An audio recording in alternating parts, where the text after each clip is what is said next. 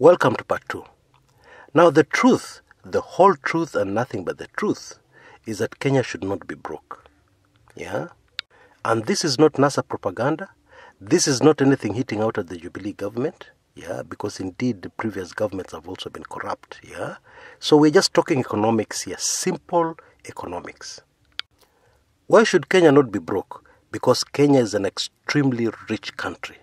We have so much in Kenya, so many resources, so many things that we can use to ensure that we are never broke. Not only that, we have had crazy windfalls in recent times. Oil has been discovered in Turkana, okay? Significant coal deposits in Kitui, okay? Now, what does this mean? It means that even before that oil starts coming out of the ground, and even before we start mining that coal in significant quantities, already those areas should be enjoying massive economic growth and prosperity. Investors should be flocking in anticipation of the oil riches and in anticipation of the coal riches, okay? But this has not happened. Why? Because of something called corruption. Now, one of the arguments you're going to be hearing a lot coming from government is the fact that the costs of the national government, national treasury, have gone up significantly with the new constitution. You're going to be hearing that argument a lot. We have got too many representatives in town. We now have counties. Counties have government. The expenditure is crazy. Yeah. But what is my view about that argument? Zilch. Hakuna kitu hapo. Yeah. That argument does not hold any water. Why? Because the 2010 constitution came with a lot of added expenses and costs, but it also came with even more opportunities for generating income, yeah, in order not only to meet those costs, but even to end up with a surplus.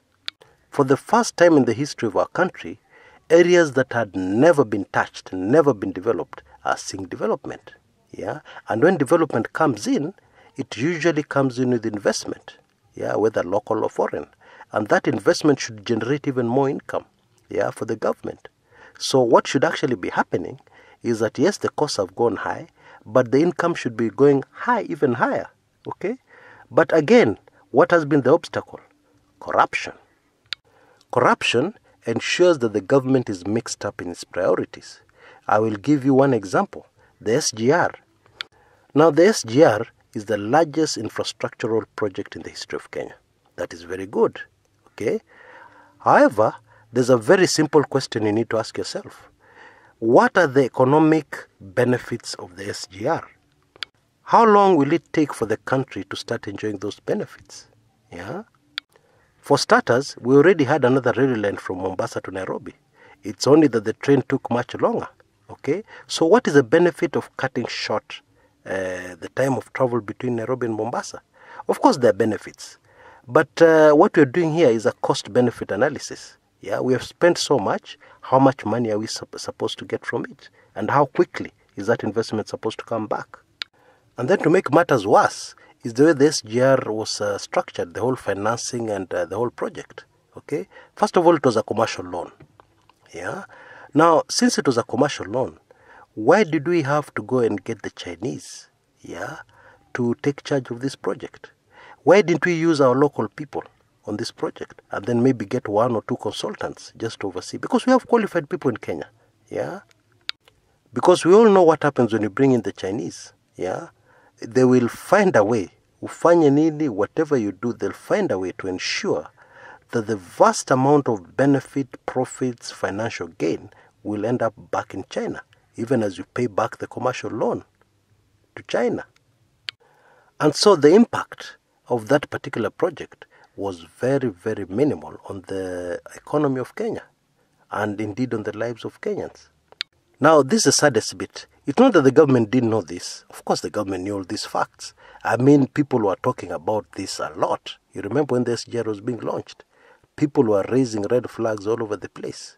But the government insisted on going ahead with it. Why? The answer is simple. The SGR was above everything else, a cash cow.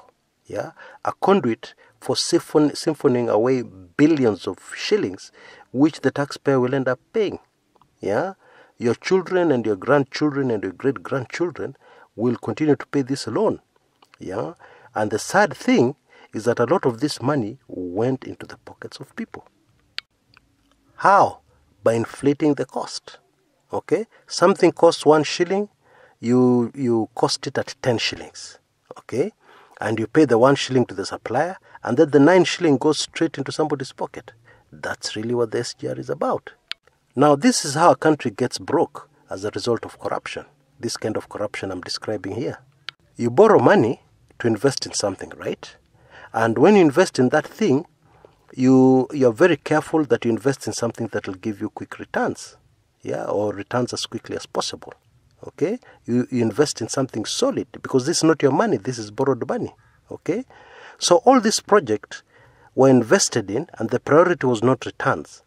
The priority was how much money we can embezzle. That's really what it was. And so when it's time to pay back, this, if you had invested in a project that had returns, you'd have no problem paying back.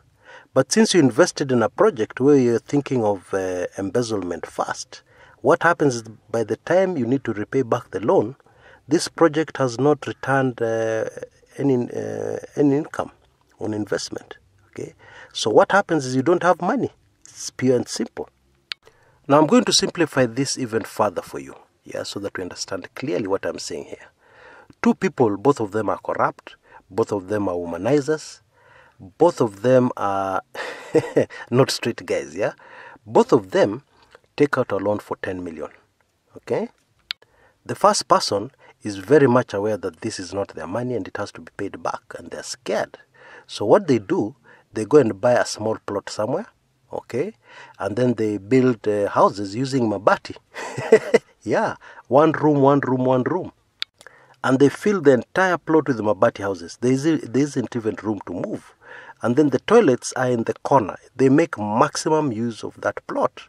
Yeah, and at the end of the day, they're getting a monthly income of 60,000 shillings. Not much, but an income of 60,000 shillings from that investment. And they repeat the same process about 5 times. Okay, 5 million gone. But they have a monthly income of 300,000. Every month they're assured, pop, 300,000 in their account. And then the other 5 million they use for their bad habits. Okay, women here and there, drinking, etc., etc. Now the other guy goes and puts up a bar. Yeah, he rents the space and puts up a bar. Yeah, and it's also lucrative. It's bringing in money. It is situated in a very upmarket part of Nairobi, and they're proud of it. Yeah, so they print these cards, yeah, showing that they are the owner of that place. Yeah, let's just call it the place. Yeah, yes, and when they introduce themselves to people, they say, I'm so and so. I actually own the place. And then they discover that to fit their new image and stature, yeah, they need to change cars. Yeah, the Probox they're driving just won't cut it. And so they find a used Prado in very good condition, and they purchase it. Yeah, and so on and so forth. So here we have two guys. One guy has made an investment which they'll not brag about in a bar. Yeah, nobody will sit and say, I have some mabati plots somewhere. It won't impress the girls. It won't impress the ladies. Yeah, but this other guy is very busy impressing others. Now, D-Day comes. Loans have to be repaid. Who do you think is going to be on top of the situation? Of course, the mabati houses guy. Both took the same amount and both borrowed exactly the same amount. But the way they've handled the money is different. Both are corrupt, yes. Both are not straight people. Both are not very good financial people, because if you gave that 10 million to somebody else, they'd have done miracles. Yeah. However, we're just being realistic. And this is exactly the situation Kenya is in today. Yeah. We've invested in things that do not have a significant enough return to even pay back our loans. And that is the reason why we are so deeply in debt. It's as simple as that.